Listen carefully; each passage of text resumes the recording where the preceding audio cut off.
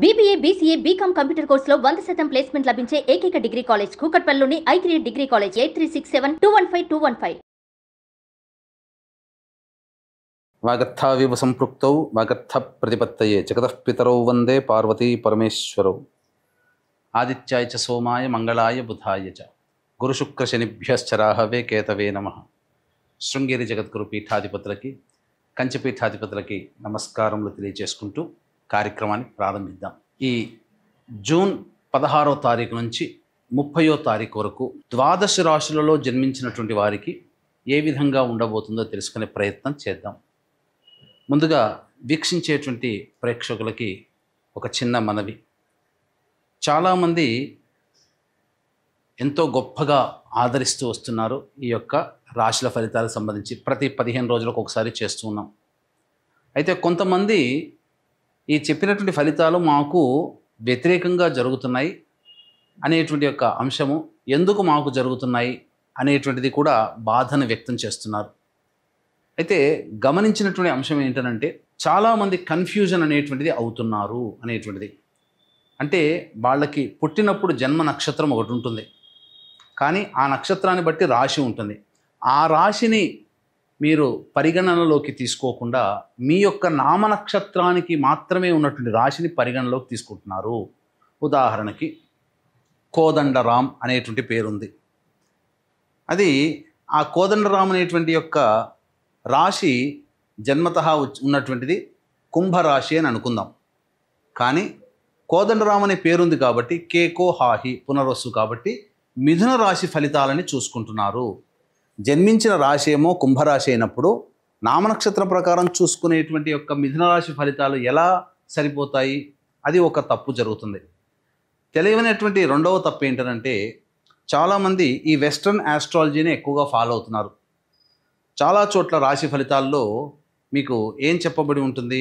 ఉదాహరణకి జూలై 24 నుంచి ఆగస్టు 23 వరకు సింహరాశి అని చెప్పబడి ఉంటుంది. అంటే ఆ మధ్యలో పుట్టినటువంటి వాళ్ళందరూ కూడా సింహరాశి చూసుకోవాలి అని చెప్పి ఆ జొడాయిక్ సైన్ ప్రకారం వాళ్ళు, అదంటే సన్ జొడాయిక్ సైన్ ప్రకారం.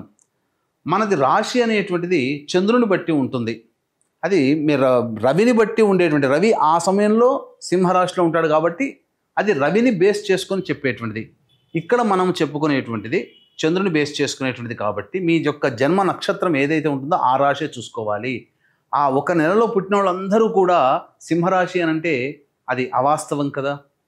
కాబట్టి తెలిసి తెలియక అదొకటి ఈ విధంగా చేస్తున్నారు. ఎవరికి తెలియని వాళ్ళకి నామనక్షత్రమే అది చూసుకోవాలి. అందులో కూడా చాలామంది ఇప్పుడు శ్రీనివాస్ అంటే కుంభరాశి చూసుకుంటున్నారు, కానీ చూసుకోవాల్సింది తులారాశి, ఇలా అన్నమాట.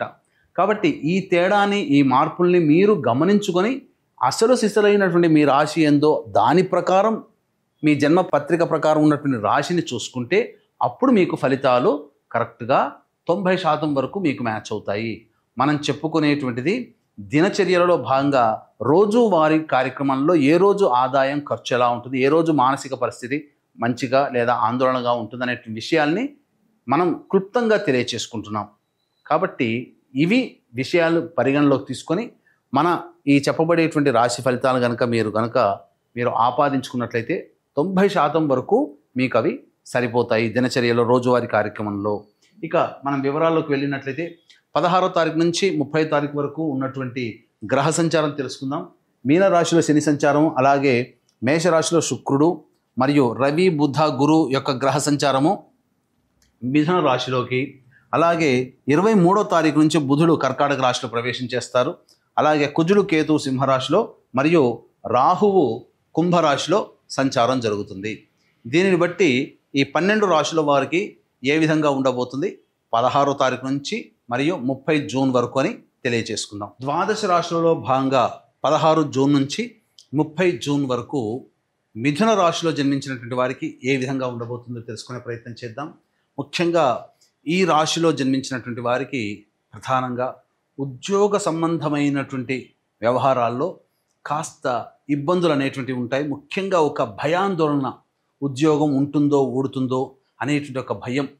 అలాగే నిరుద్యోగస్తులు అన్ని అవకాశాలు దగ్గర దాకా వచ్చి కోల్పోతారు, ఇది గమనించుకోండి.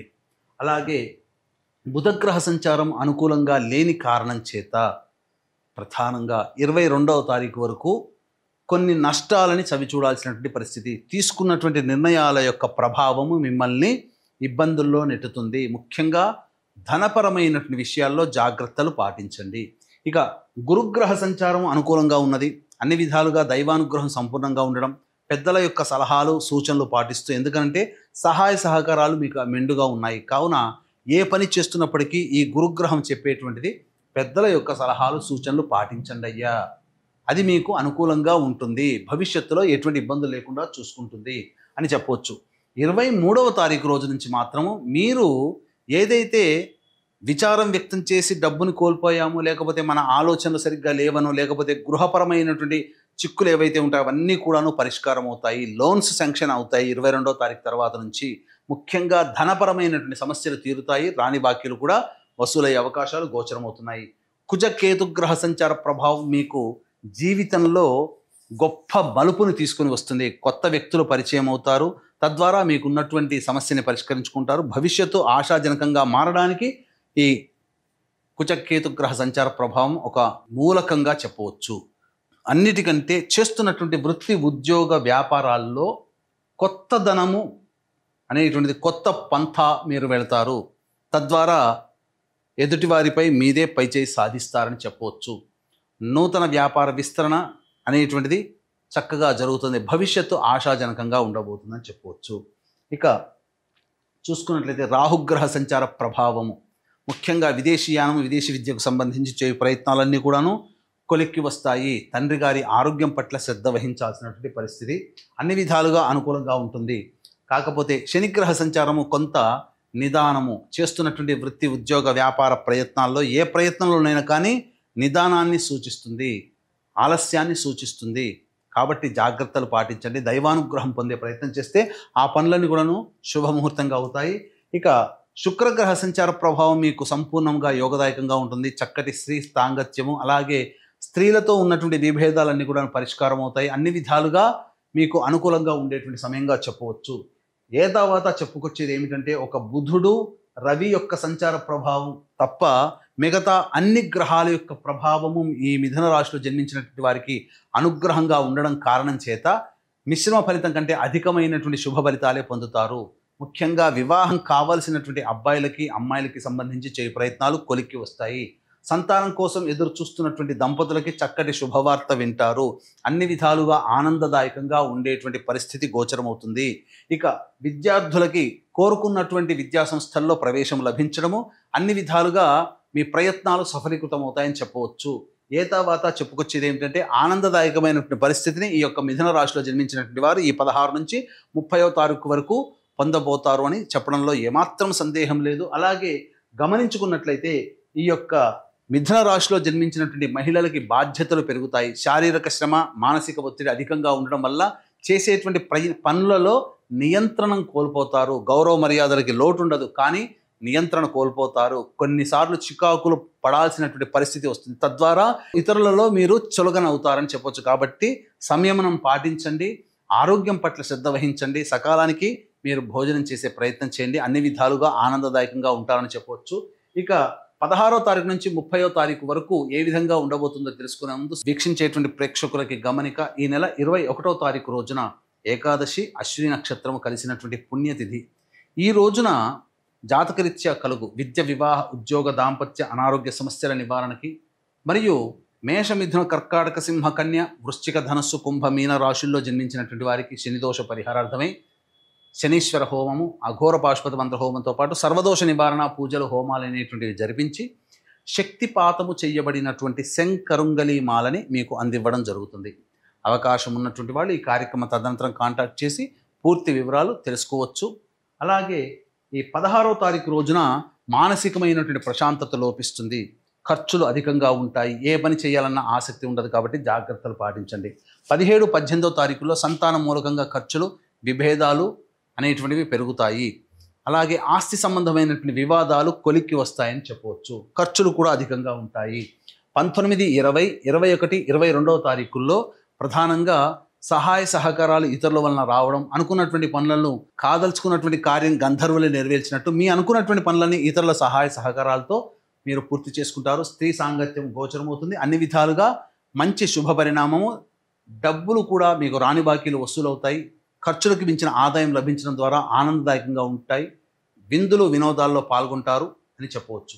23, 24 తారీఖులో చూసుకుంటే ఖర్చులు అధికంగా ఉంటాయి. ప్రశాంతత లోపిస్తుంది. ఏ పని చేయాలన్న ఆసక్తి ఉండదు. ఆటంకాలు ఉంటాయి.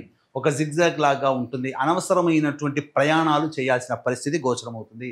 25, 26 తారీఖుల్లో పెండింగ్లో ఉన్నటువంటి పనులను పూర్తి చేసుకుంటారు. బాధ్యత కంప్లీట్ చేసుకున్నామనే సంతోషంతో విందులు వినోదాల్లో కుటుంబ సభ్యులతో పాల్గొంటారు. ఆనందంగా జీవిస్తారని చెప్పవచ్చు. 27, 28, 29 తారీఖుల్లో ధనపరమైనటువంటి సమస్యలు అధికమవుతాయి. జాగ్రత్తలు పాటించండి. ఖర్చులు కూడా అధికంగా ఉంటాయి. ప్రయాణాలు చేయాల్సినటువంటి పరిస్థితి, కుటుంబ సభ్యులతో వాగ్వివాదాలు జరుగుతాయి కాబట్టి జాగ్రత్తలు పాటించండి. 30వ తారీఖు రోజున మాత్రం ఇతరుల యొక్క సహాయ సహకారాలు పొందడం ద్వారా మీకు అనుకున్నటువంటి పనులు పూర్తి చేసుకుంటారు. అలాగే భాగస్వాములతో మీరు మాట తగ్గించుకొని ఉండే ప్రయత్నం చేస్తే ఆ రోజు కష్టాలు నష్టాలు లభించవు. అన్ని విధాలుగా ఆనందదాయకంగా ఉంటుంది. తర్వాత చెప్పొచ్చేది ఏమిటంటే, ఈ యొక్క మిథున రాశిలో జన్మించినటువంటి వారు ప్రతిరోజు సూర్యుడికి నమస్కారం, సూర్యాష్టకం 6 సార్లు పారాయణం చేస్తే చాలా మటుకు సమస్యలు పరిష్కారం అవుతాయి. ఇక ఇప్పుడు చెప్పినటువంటి సమస్యల కంటే ఇంకా ఎక్కువగా సమస్యలు మిమ్మల్ని బాధిస్తున్నట్లయితే దగ్గరలోని మంచి ఉపాసనా పరులైనటువంటి జ్యోతిష్యులను సంప్రదించి వారి సలహాలు సూచనలు కనుక పాటించినట్లయితే మరింత మెరుగైనటువంటి జీవితాన్ని పొందుతారని తెలియజేస్తూ సర్వం శ్రీ ఉమామహేశ్వర పరబ్రహ్మార్పణమస్తు.